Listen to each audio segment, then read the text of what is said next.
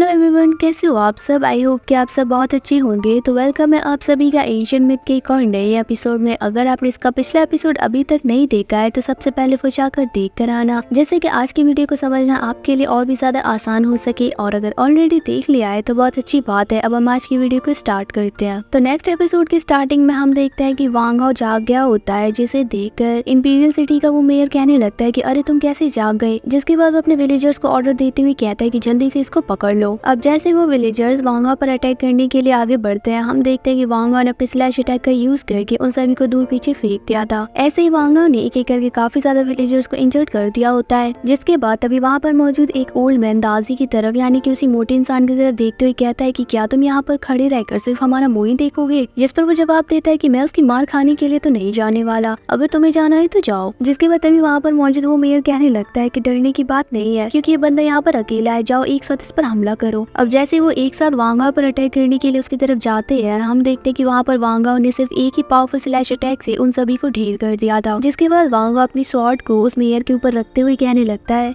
कि तुम तो इस टाउन के मेयर हो और तुम भी अपने टाउन के लोगों को बुरे काम के लिए उकसा रही हो। जिस पर तभी वो मेयर वांग हाओ को जवाब देता है कि मुझे माफ कर दो प्लीज, मुझे मारना मत, क्योंकि मैं भी इन सब चीजों के लिए मजबूर था। अगर सीनियर वो यिंग को हेल्प करने के लिए हमारे पास इनफ लोग नहीं हुए तो हम सबको मार दिया जाएगा। जिसके बाद वो आगे कहता है कि सीनियर वो यिंग ने हमारे टाउन के सबसे स्ट्रॉन्गेस्ट पर्सन को हरा दिया और उन्होंने कहा कि वो डिसाइपल्स को रिक्रूट करना चाहते हैं, जिससे कि वो यहाँ पर एक सेट को इस्टेब्लिश कर पाए। मैंने देखा कि सीनियर वो यिंग काफी ज्यादा स्ट्रॉन्ग है, इसीलिए मैं भी उनका साथ देने के बारे में सोच रहा था, जिससे कि हम ग्रो हो सके। इसीलिए वहाँ पर मेरी बेटी भी चली गई। जिस पर तभी एक और विलेजर कहता है कि हाँ मेरा बेटा भी चला गया, लेकिन उनके जाने के बाद से वो लोग वापस नहीं आए। और फिर हमें सीनियर वो यिंग के बुरे इरादों के बारे में पता चला और उन्होंने हमसे कहा कि हमें वहाँ पर किसी एक्सपर्ट बंदे को भेजना है, लेकिन अगर हमने ऐसा नहीं किया तो वो सबको मार देंगे। वहीं दूसरी तरफ हमें उस डीमन को दिखाया जाता है जो कि अब जा गया था, साथ ही हमारा लिटिल ड्रैगन भी। अब वो उन सारे लोगों को देखकर कहने लगता है कि आखिर ये सारे अपने घुटनों पर बैठकर क्या कर रहे हैं वांग हाओ। जिसके बाद हम देखते हैं कि अब वो दोनों उस मेयर के पास आते हैं, जहाँ पर कि वो डीमन उस मेयर की तरफ देखते हुए कहने लगता है कि इस बंदे ने हमें जानबूझकर इतनी सारी वाइन पिला दी जिससे कि हम लोग बेहोश हो जाएं। जिस पर तभी वांग हाओ का लिटिल ड्रैगन उससे कहता है कि लेकिन बुड्ढे तुम शक्ल से तो काफी ज्यादा ऑनेस्ट लगते हो, तो तुमने हमारे साथ ऐसा क्यों किया। अब उनमें ये सब बातें हो रही होती है कि तभी अचानक से वहाँ पर एक गेट ओपन होता है, जिसके अंदर से बहुत ही ज्यादा खतरनाक पॉइजन रिलीज होने लगता है। अब ये देखकर वहाँ पर मौजूद डीमन लेडी कहने लगती है प्लीज सर हमारी जान को बख्श दीजिए। अब उस पॉइजन को देखकर वो डीमन एकदम से अपनी पावर्स को यूज करने लगता है, लेकिन हम देखते हैं कि वो फील करता है कि उस पॉइजन की वजह से वो अपने पावर्स को एक्टिवेट नहीं कर पा रहा है, और जिसके बाद वो वहीं पर बेहोश होकर गिर जाता है। जिसके बाद अब वो मेयर एकदम से खड़ा होने लगता है, जिसे देखकर वांग हाओ समझ गया था कि पक्का कोई ना कोई गड़बड़ जरूर है। जिसके बाद हम देखते हैं कि वहाँ पर कुछ डीमन सोल्जर्स आते हैं और वो वहाँ पर आते ही उस मेयर का गला दबाते हुए कहते हैं कि हमने तुम्हें एक काम सौंपा था जो कि तुम अभी तक नहीं कर पाए, लगता है कि तुम्हें तुम्हारी बेटी की जिंदगी प्यारी नहीं है। जिस पर तभी वो मेयर बताता है कि लेकिन ये तीन लोग बहुत ही ज्यादा स्ट्रॉन्ग है, इसीलिए मैं इनके साथ डील नहीं कर पाया। ये सुनकर वो दोनों डीमन सोल्जर इधर उधर देखने लगते हैं कि तभी अचानक से उनके पीछे वहाँ पर वांग हाओ आ जाता है, जो कि आते ही उस पहले वाले डीमन पर अपनी स्वॉर्ड को घुसा देता है, जिससे कि उसकी वहीं पर मौत हो जाती है। वहीं तभी दूसरा वाला डीमन वांग हाओ पर अटैक करते हुए कहता है कि आखिर तुम पर हमारे पॉइजन का असर क्यों नहीं हुआ। अब इससे पहले कि वो आगे कुछ भी कह पाता, हम देखते हैं कि वांग हाओ ने वहाँ पर अपने स्लैश अटैक से उसको खत्म कर दिया था। अब ऐसी सारी सिचुएशन को देखने के बाद वो मेयर कहने लगता है कि तुमने तो इन दोनों डीमंस को एक ही बार में खत्म कर दिया, अगर सीनियर वो यिंग को इसके बारे में पता चल गया तो वो तो हमें मार ही डालेंगे। अब उसकी इस बात पर तभी वांग हाओ अपनी स्वॉर्ड को उस पर पॉइंट करते हुए कहने लगता है कि ओ प्लीज तुम्हें ज्यादा इनोसेंट बनने की जरूरत नहीं है। जिस पर वो मेयर कहता है कि तो फिर ठीक है, मैं तुम्हें सीनियर वो यिंग के पास लेकर जाऊंगा। जिसके बाद वांग हाओ एक इविल रिपलिंग पिल को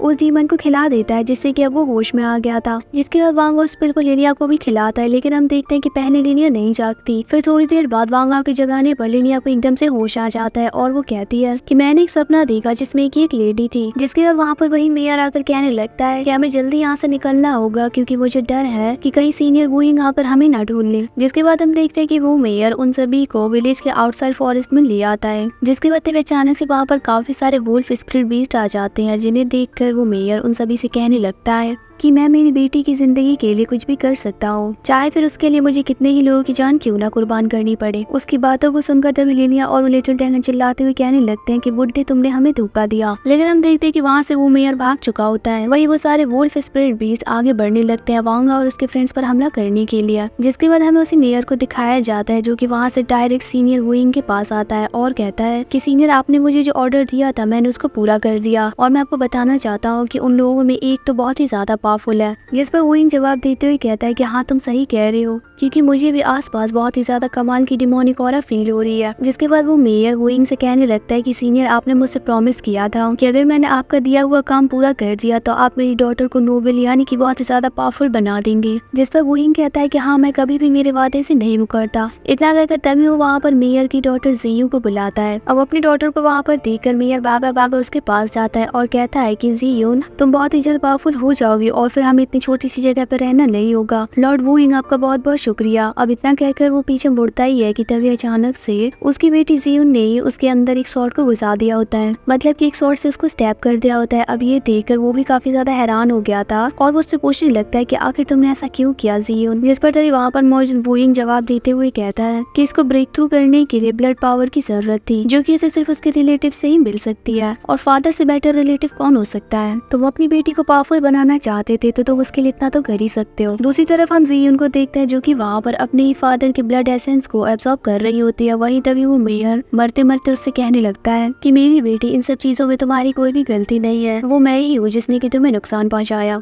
थोड़ी ही देर में हम देखते हैं कि वो मेयर वहाँ से डिसअपियर हो जाता है, जिसे देखकर तभी जियून को रियलाइज होता है कि उसके फादर अब नहीं रहे। दूसरी तरफ वुइंग कहने लगता है कि अरे अपने फादर का ब्लड एसेंस एब्सॉर्ब करने के बाद तुमने तो डायरेक्टली 10th लेवल को ब्रेक थ्रू कर लिया। जिसके बाद वो जियून को ऑर्डर देता है कि जाओ और उन तीनों आदमी को मेरे पास पकड़ कर लाओ। जिसके बाद फिर सीन यहाँ से शिफ्ट होता है और हमें वांगा और बाकी सबको दिखाया जाता है जहाँ पर कि उन सभी ने मिलकर उन सारे वुल्फ स्पिरिट बीस्ट को मार डाला था। जिसके बाद तभी लिटिल ड्रैगन उस डीमन की तरफ देखते हुए कहने लगता है कि शायद अब तुम धीरे धीरे गॉड बॉडी के साथ फैमिलियर होने लगे हो। जिस पर तभी वो डीमन कहने लगता है कि आखिर ऐसा कैसे पॉसिबल है। वहीं तभी वो अपने मन में कहता है कि बस मुझे एक बार एबिस किंग सिटी में पहुंचने दो, फिर देखना मैं इन लोगों को कैसे मजा चखाता हूँ। वहीं दूसरी तरफ हम वांगा को देखते हैं जो कि उन स्पिरिट वुल्फ बीस्ट से निकलने वाले वॉर्म्स को कुचलते हुए कहता है कि इन सारे स्पिरिट बीस्ट को वो वॉर्म्स के जरिए कंट्रोल किया जा रहा है। और वांगा ये सब कह ही रहा होता है कि तभी अचानक से वहाँ पर आसमान में बहुत जोर की आवाज आने लगती है। अब जैसे वो लोग आसमान की तरफ देखते हैं तो उन्हें अपनी तरफ बहुत ही ज्यादा पावरफुल स्लैश अटैक आता हुआ दिखाई देता है, लेकिन वांगा और अपनी स्वॉर्ड का यूज करते हुए उस स्लैश अटैक को डिस्ट्रॉय कर दिया था। और फिर इसी सीन के साथ हमारा आज का ये एपिसोड यहीं पर एंड हो जाता है। होप करती हूँ कि आपको आज का एपिसोड भी अच्छा लगा होगा। अगर हाँ तो वीडियो को लाइक और अगर चैनल में पहली बार आए हैं तो सब्सक्राइब भी जरूर से करते जाना। बहुत ही जल्द मिलेंगे एक और नई वीडियो में। Bye bye.